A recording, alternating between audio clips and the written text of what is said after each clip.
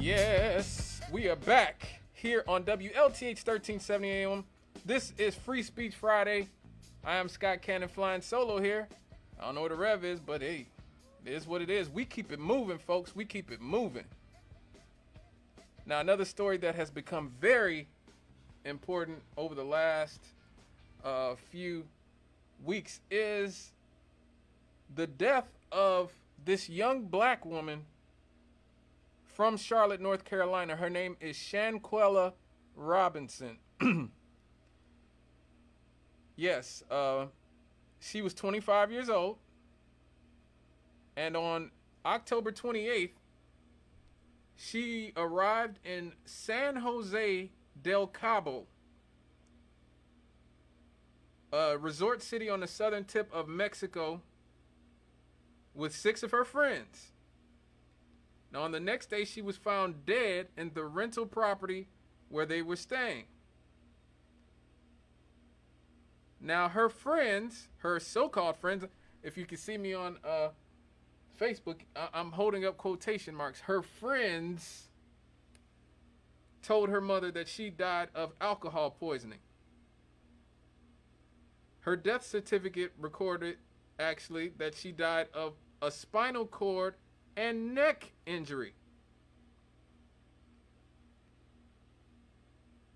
Calls for authorities to investigate Robinson's death have grown ever since a video showing one of her friends physically assaulting her went viral. Now, I've seen this video. This video is brutal. The young woman, Shanquella Robinson, is naked, and she is being brutalized by another woman named Dejanay Jackson. Now, I don't know how true this is, but I've read multiple places that Dejanay Jackson is a transgender.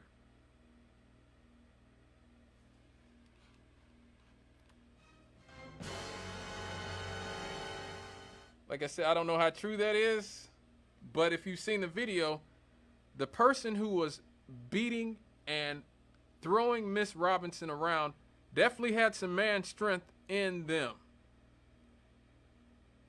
Okay? Now, I don't think the mainstream media probably not going to talk about this because we're not allowed to.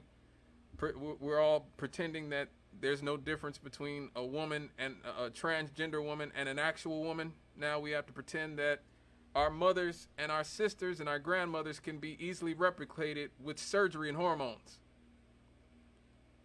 But as the video shows, that person who was throwing Shanquella Robinson around and beating this woman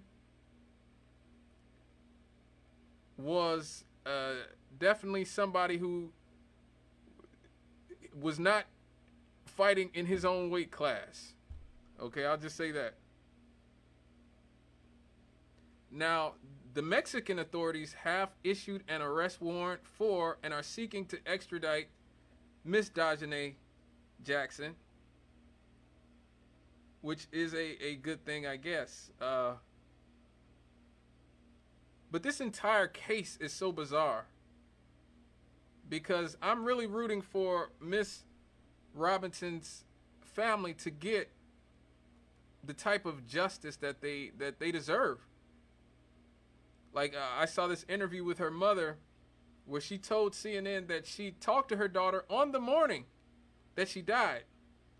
She said, when I spoke with her, she seemed to be pretty happy. She was laughing. She seemed very happy on the trip. And I said, okay, enjoy yourself. Love you. I will talk to you tomorrow. And I never spoke to her again. How heartbreaking is that? How heartbreaking is that?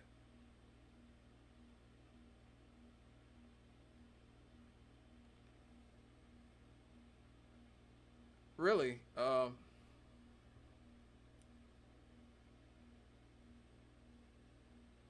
it showed that Robinson was actually found unconscious in the living room. She was actually found unconscious in the living room in Mexico, and she died about 15 minutes after she was injured. That's what the death certificate shows. This death certificate didn't say anything about alcohol poisoning. Now, her friends, which were supposedly a bunch of black people who went with her,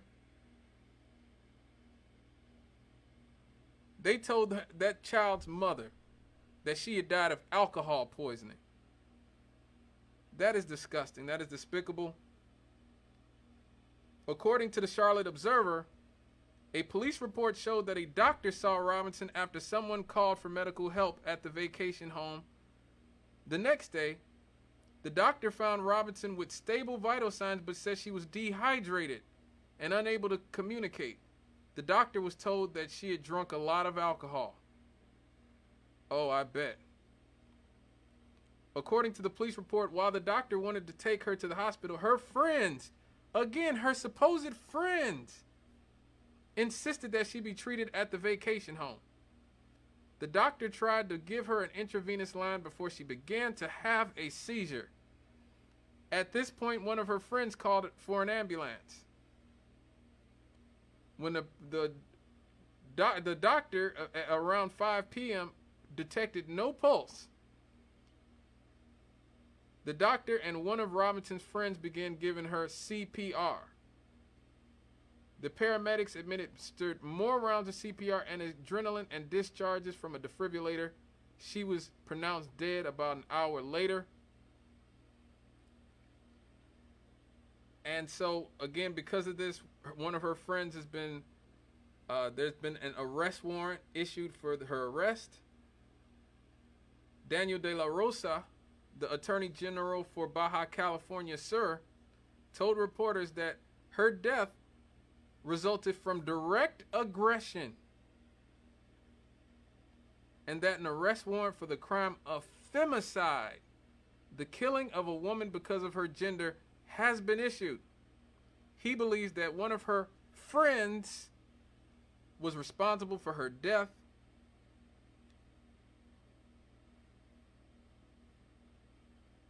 So this is just an all-out and out tragic situation. Look, folks, as I said with the Brittany Griner situation, we have to be careful when we're in other people's countries, because not only are their police a lot of times not up to par, their doctors aren't always up to par either.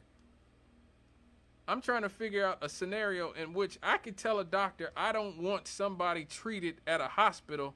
No, you got to treat them here. Are you serious? No, don't take her to no hospital. You can't take her to the hospital. You got to treat her here. But this is a lesson for all of us, and especially younger people. Be careful about the people that you call your friends. Because a lot of times people you call your friends will be your biggest enemies. This is a woman who went to Mexico after, say, 2 years, I guess, of the COVID lockdowns and everybody being struggling due to COVID. She thought she was going to have a good old time down in Mexico, like lots of people do, especially young people. Thought she's going to have a good party, probably drink, dance with her girlfriends and some guys. And her own friends end up beating this woman to death. Now, it's come out that not only did the so-called transgender beat her up, but apparently 2 other women beat her up as well, later on, not on camera. One of the women that is also accused of fighting her released the footage of the alleged transgender beating her up because she wanted to take the heat off of her.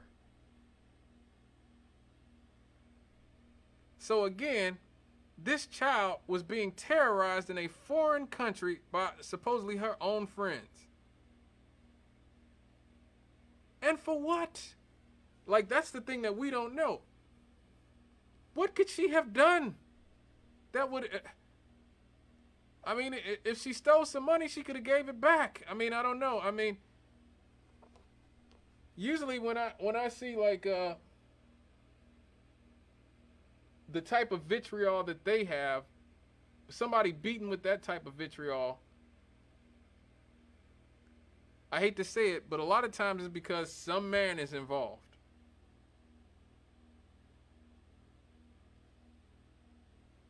Like you guys know, a lot of times there's a man involved.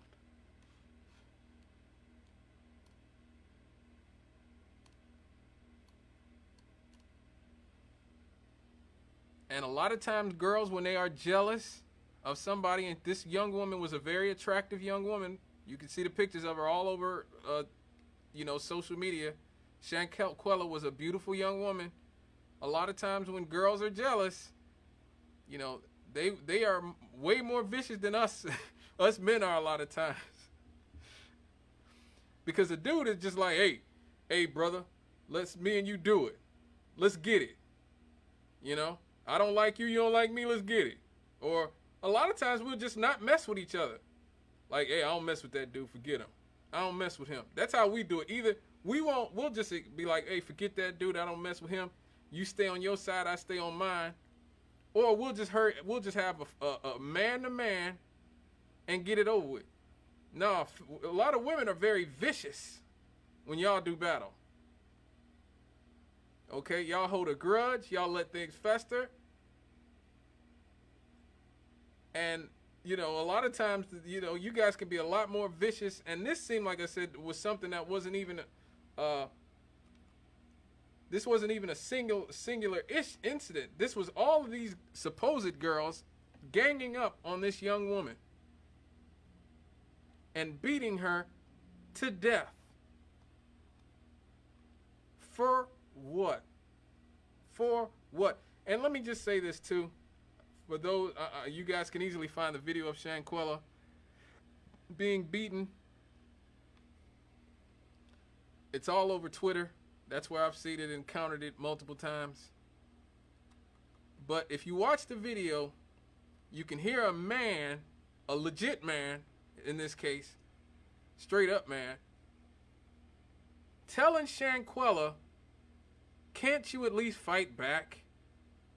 He's ridiculing her. He's making fun of her while she's being beaten by what allegedly is a transgender. I don't know. And she, while butt naked, is saying, no, I can't fight back. She wasn't a fighter.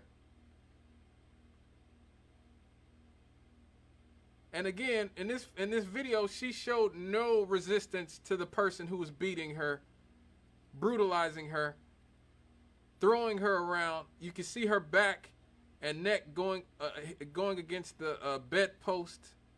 And she's not refusing. She's refusing to fight back.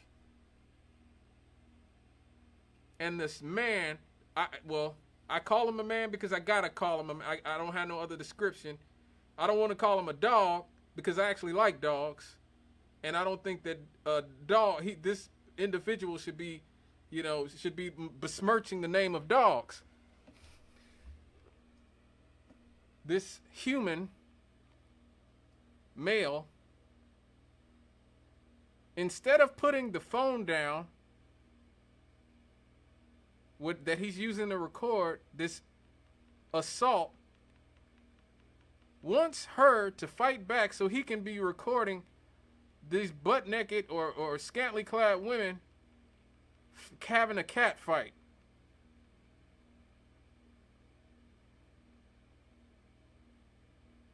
And this is a big part of our culture now, in our community. And I hate to say it, it's not just the black community.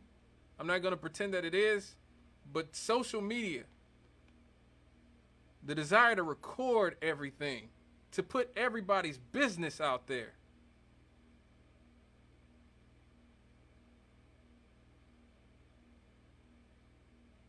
To put all your business out there. It is a sickness. It is a sickness.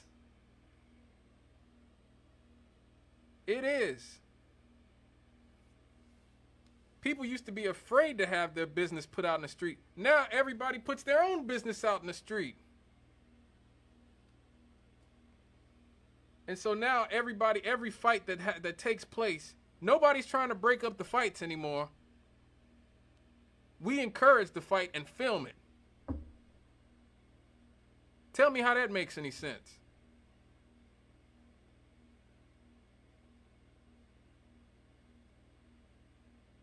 And so this human male stood by and watched supposedly one of his friends be beaten to death by these young women, people, whatever.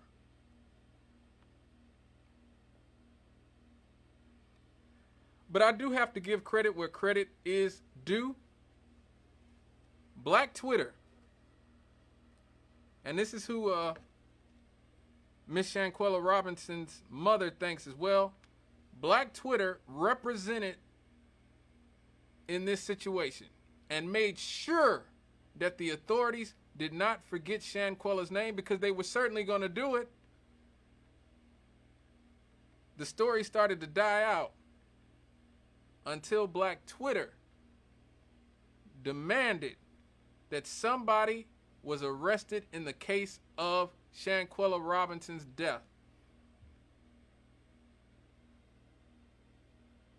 And so, look, on one hand, social media is a curse. And on the other hand, it's, it can be good. So it can be a godsend as well. So I'm definitely, I'm definitely grateful to all those people on social media who pushed and pushed and pushed. And let me just say this too. This flies in the face of every narrative, especially from right-wingers, that black people do not care about violence that is perpetrated against black people by other black people.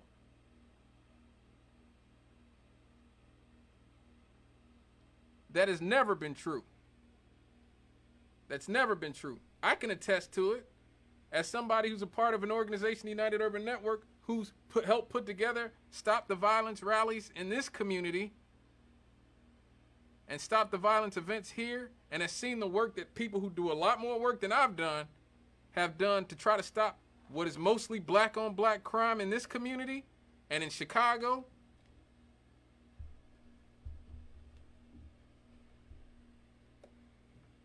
But the narrative has always been, oh, black people only care when a white person kills somebody. That is not true. And this is proof. Black Twitter, which is heavily black, female, and gay. Let's just be real. Black Twitter is heavily gay, heavily female. They demanded that these women, we'll call them women for right now, these human females, okay, they were brought to justice. They have been demanding that they be brought to justice. In spite of the fact that they are black and they're women. They didn't care. They just wanted justice for Shanquella. And so let's not let that narrative spin any longer that black people don't care about black on black crime.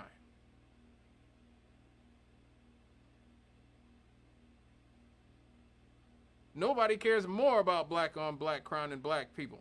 Like I said, as somebody who's been around activists his whole life,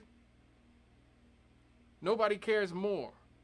It's the media that doesn't care. But the families care and the community activists care, and they always have. All right, folks. Please give me a call, 219-885-1371. When I get back, it's time for the Happy Happies.